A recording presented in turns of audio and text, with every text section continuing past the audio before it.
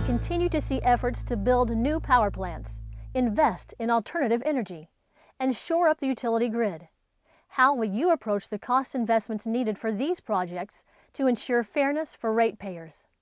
Yeah, obviously, capital improvements are going to cost, and sometimes not making those improvements could cost us more in the long run. So you have to evaluate that. But I have two boys. I have twin boys, and they both, unlike their dad, love cars and are really good at working on cars. But they'd like to buy these fixer-uppers, and they want to do all kinds of stuff, modifications to them to make them cooler. And I always tell them, listen, I don't care.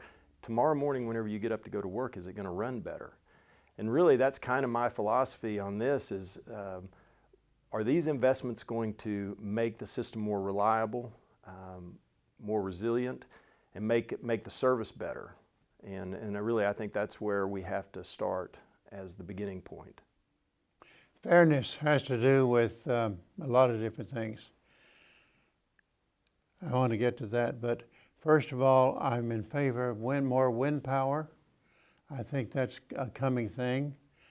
I'm in favor of the solar energy. And I understand there's some kind of regulation on solar that fine home, $1 million home that adds all of the solar conveniences, can have a contract to sell their power back. And the question is, does a poor person who has a $35,000 home have the same right? I see no problem there because we're in the early development of solar power. So I think we should take it wherever we can and hope that it's going to be more consistent than the power failures we've had in the past. I am in favor of a new up-to-date plant when they have to have it, but that would be something I would look at over a long period of time. Actually, this is a 6-year term.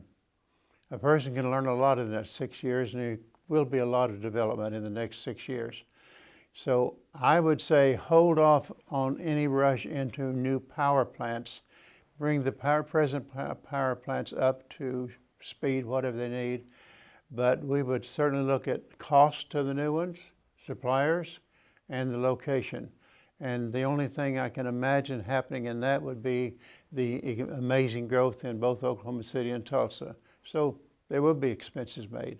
I'm not opposed to it, I just don't think it should be.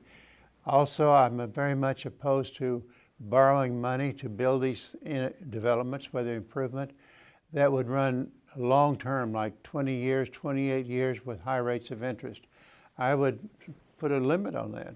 Nobody carries interest more than 5 years after a storm.